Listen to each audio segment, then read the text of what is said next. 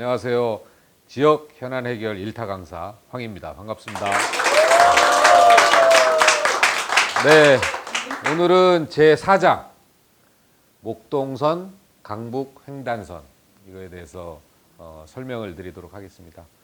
이 사람이 이동한다는 거, 이거는 어찌 보면 물리적으로 이동을 하는 것도 있지만 철학에 가까운 그런 가치 있는 부분이라고 생각해요. 우리가 나이 드신 어르신들이 관절이 불편하면은 이동성이 떨어지게 되면 벌써 또 우울증 오기도 쉽고 여러 가지 또 삶의 어떤 활력이 많이 사라집니다. 저도 얼마 전에 사실은 발가락뼈가 골절돼서 한 2달 반 정도 기부스를 했는데 나 빼놓고 내 주변의 속도가 너무 빠른 거예요. 그래서 야 이게 좀 이동하는 데 있어서 여러 가지가 배려도 돼야 되고 안전의 문제도 있고 또 이동한다는 것 자체가 또 소통하는 거고 또 같이 공감하는 거고 또 물리적으로 보면 또 이런 것도 있죠. 가령 이제 목동선의 취지는 당산역 2호선 당산역을 쭉 우리 중심축 따라서 1단지부터 3단지 쪽으로 해가지고 오목교역으로 해서 구청 앞으로 해가지고 저기 금옥용호 요거 해서 이렇게 신월동을 쭉 가로지르는 건데 실제로 이게 신월동과 목동아파트 뭐 1, 2단지 정도를 본다면 이게 사실은 역사 하나가 여기는 더 짧아서 더 짧을 거예요. 우리가 역사 하나를 보통 쓰고 가는 시간까지 하면 한 2분 20초에서 2분 30초 우리가 생각하면 됩니다. 근데 이런 경전철의 경우는 더 아마 짧을 거예요. 이게 거리가 역과 역 사이의 거리가 훨씬 더 짧을 겁니다. 그래서 상당히 뭐 엄청 가깝겠죠. 그 다음에 정지성이 있기 때문에 내가 언제 가면 그 기차를 탈 수 있다 이렇게 되고 또 이제 한 기차 같은 경우는 한 10만 명이 만약에 기차를 이용을 한다 그러면 차량이 한 10만 대 정도 감소하는 그런 교통이 아주 좀 여건 교통 부하 자체가 상당히 완화되는 측면도 있습니다. 그리고 예를 들어서 여기 목동 아파트 여기 1단지 지역에 수영장이 하나 있어요. 그 다음에 도서관이 하나 있어요. 여기 신월동에 있는 사람은 이 수영장과 도서관이 자기 게 아니죠. 너무나 가기 힘들죠. 그럼 여기도 수영장을 하나 지어줘야 되고 도서관을 하나 지어줘야 돼요. 그런데 이렇게 단기간에 이동성이 확보가 되면 실제 여기 수영장 하나, 여기 도서관 하나 있어도 도서관과 수영장을 같이 활용할 수 있는 그래서 실제로 이동성 자체가 전체 측면에서 국토 측면에서 매우 효율적으로 활용할 수 있고 비용도 낮출 수 있고 또 서로가 공감하고 소통하기 때문에 지역사회 여러 가지 뭐 경제권도 마찬가지죠. 여기 뭐 식당이 하나 있으면 곧바로 와서 식사를 할 수 있고 여러 가지 측면에서 상당히 시너지 효과가 있습니다. 바로 그런 목동선과 강북선은 2005년도에 어느 회사가 제안을 한 민자 사업이었습니다.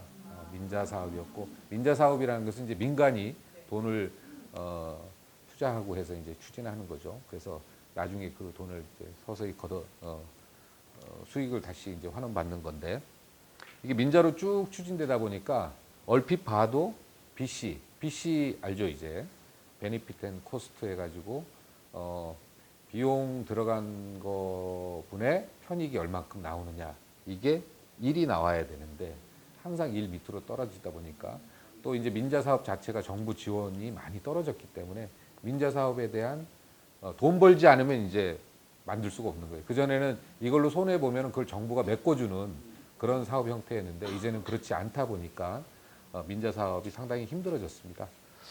그러다가 이제 우리 박원순 시장님이 올해 7월에 전격적으로 이게 경전철이 한 10개 정도 있어요. 서울에.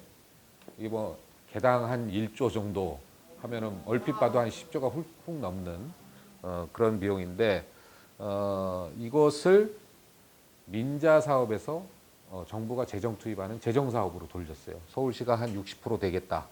그러니까 정부가 중앙정부가 40% 되라. 이렇게 해서 서울시는 60%를 충분히 되겠다는 의지를 표명한 겁니다. 이렇게 의지를 표명하게 되면 이제 서울시는 확정을 했으니까 서울시가 2차 서울시 철도망 계획에 이미 다 들어가 있는 거예요. 그럼 이걸 그 다음은 이제 국토부한테 넘깁니다. 그럼 국토부가 승인을 해야 돼요. 제가 국토교통 상임위에 있습니다. 참고로 국토부가 승인을 하고 국토부가 승인하고 나서는 이거 뭐 철도망 계획에 별도로 올라갈 필요가 없어요. 서울시 철도망 계획이 이미 올라가 있기 때문에 이걸 기재부가 예비 타당성 검토를 합니다. 기재부가 예비 타당성 검토하면 최종적으로 오케이, 정부가 40%를 낼게, 이제 이렇게 하는 거죠. 그렇게 해서 쭉 추진되는데 이게 뭐 설계까지 하고 그러면 착공 들어가려면 보상 뭐 이런 거 다 해결되고 착공 들어가려면 한 4년에서는 한 5년 정도 걸릴 거예요. 그래서 지금 스타트 단계니까 한 4, 5년 뒤면은 곧바로 이제 착공에 들어간다고 보시면 되겠습니다. 그리고 목동선, 강북선의 같은 경우는 경전철입니다. 경전철. 경전철, 중전철 차이 아세요? 경전철이 있고 중전철이 있는데 말 그대로 그렇지. 이거도 한글을 썼는데도 한문으로 그냥 바로 가운데 중자가 아닙니다. 무을 중자입니다.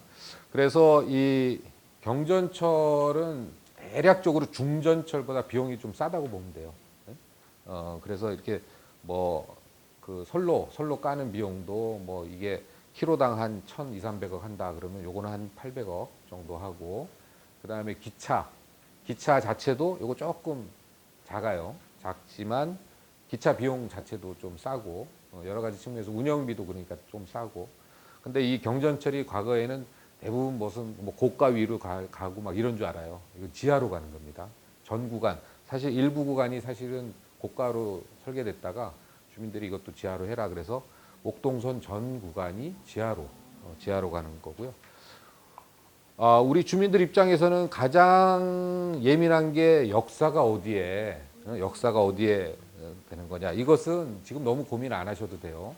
이게 기재부 예비 타당성까지 다 확정되면 그 다음에 이제 국토부에서 역사는 어디로 둘지에 대해서 다시 전체를 흔들 수는 없습니다만은 일부 거리라든가 이런 것들을 충분히 조정할 시간이 있습니다. 그래서 아직 시간이 있으니까 주민 여러분들이 잘 고민하시고 상의하셔가지고 이런 것은 같이 한번 반영할 수 있도록 제가 열심히 노력하겠습니다.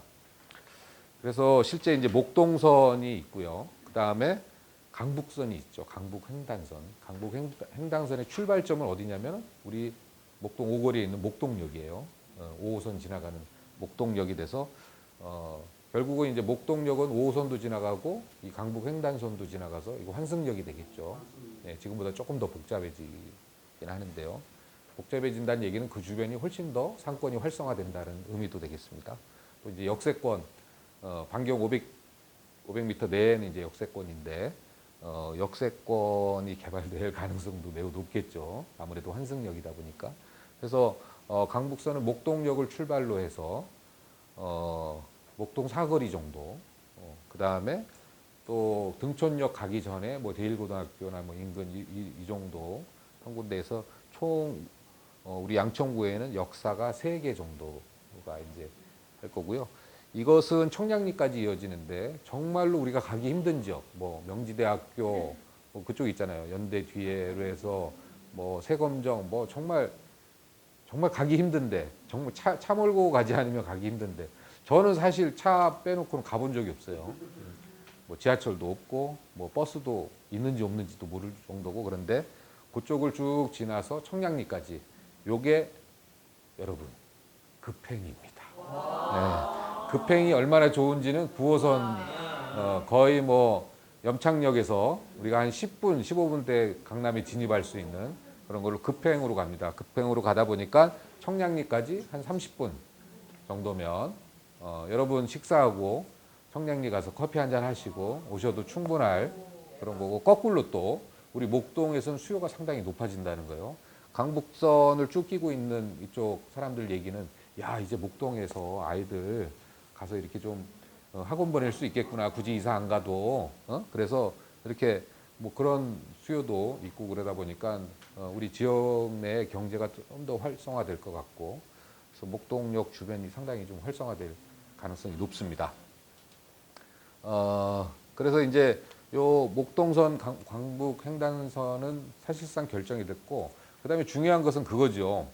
야, 이게 10개나 되는데 정말로 이건 좀 빨리빨리 해야 되는 거 아니냐. 서울시는 기본적으로 동시에 추진한다, 이렇게 생각해서 어느 게 더 빨리 추진한다라고 하진 않지만 이거 사실 보여주면 안 되는데요. 이게 얼핏 보면 뭐 어쨌든 이게 뭐 뭔지는 몰라도 뭐 어쨌든 1 강북횡단선, 2 목동선 이렇게 돼 있어요. 예. 뭐 하여튼 뭐 굳이 깊이 얘기 안 해도 아시겠죠. 예. 그런 하여튼 그럼에도 불구하고 서울시 입장은 동시에 같이 추진한다. 동시에 같이 추진하지만 리스트는 우리 양천구에 있는 강북횡단선, 목동횡단선이 1, 2번으로 배치돼 있다. 뭐 기분은 좋잖아요, 그죠? 예, 기분은. 자, 그렇게 해서 이제 요게 이제 남은 절차가 좀 남았지만 그래도 뭐 지자체에서 뭐 60% 재정을 투입하겠다라고 한 이상, 그다음에 서울시 철도망 계획에 포함되어 있는 이상, 이것을 또 더군다나 정부의 입장은 교통 소외 지역에 이 저기 뭐야 기차를 교통망을 연결하겠다라는, 그래서 예비 타당성도 사실은 어찌 보면 안 하고 면제하고 하는 사업도 꽤 있어요. 재정 투입하는 사업에 대해서는. 그래서 우리가 강북선과 목동선은 그 대표적인 겁니다. 교통 소외 지역, 특히 신월동 지역으로 연결되는 이 목동선과 또 전혀 철도망이 구축되지 않은 그 강북 라인, 횡단하는 서울 지역을 횡단하는 강북 라인이 대표적인 교통 소외 지역입니다. 그래서 여기에 당연히 1순위, 2순위로 들어갈 수밖에 없다라는 것을 말씀드리겠습니다. 혹시 뭐 여기에 대해서는 뭐 이건 너무나 정책 자체가 선명하고 심플한 거라서요. 우리 주민들은 오로지 딱 2가지예요. 이거 좀 빨리 조기에 착공하는 거 하나 하고, 역사를 뭐 어디에 놓는 줄 아는데 뭐 이게 좀 조정해야 되는 거 아니에요. 그래서 그거는 당연히 합리적이고 상식적이고 주민들이 가장 많이 이용할 수 있는 지역으로 갈 수밖에 없습니다. 그거에 대해서 반론의 여지는 있을 수도 없고요. 그렇기 때문에 그건 상당히 합리적으로 결정이 될 것 같아요. 그래서 그 2가지에 대해서는 뭐 제가 설명을 해드린 것 같습니다. 혹시 이 목동선, 강북선 이것은 정말 제가 다른 설명보다 너무나 심플하고 단순해요. 그죠? 이 사장에 대해서 혹시 질문 있으신 분 있으신가요? 언제쯤 그러면 착공. 아까 말씀드렸는데 요게 이제 지금 서울시는 결정했고 2차 철도망 계획에 올라가 있으니까 국토부가 이제 승인, 검토 중에 있어요. 그 국토부부터 해서 스타트하면은 제 생각에는 한 4, 5년 정도, 5년 정도 하면 보상하고 착공이 이제 들어가죠. 예. 그래서 땅 파는 거죠, 땅. 한 5년 안에 그러면은 착공이 된다라는 착공되는 거죠. 착공되면 이제 건설 기간이 좀 필요하겠죠. 예. 이 선정 기준 중에서 제일 먼저 보는 게 뭐예요? 순위를 매기자는 거예요? 아무래도 사람들이 수요가 두 번째? 두 번째는 뭐 역간 거리겠죠. 속도를 맞춰야 되니까. 그래서 실제로 보면은 그 수요를 뭐 이렇게 좀 조사를 해야 되는데, 지금은 이제 아무래도 SBS 쪽에 뭐 이렇게 좀 사람이 많고 뭐 그러다 보니까 했는데, 지나치게 오목교역하고 가까운 건 사실이에요. 예. 그래서 보통 또 역사 하나 만드는데 한 3천억 정도 든다고 보시면 돼요.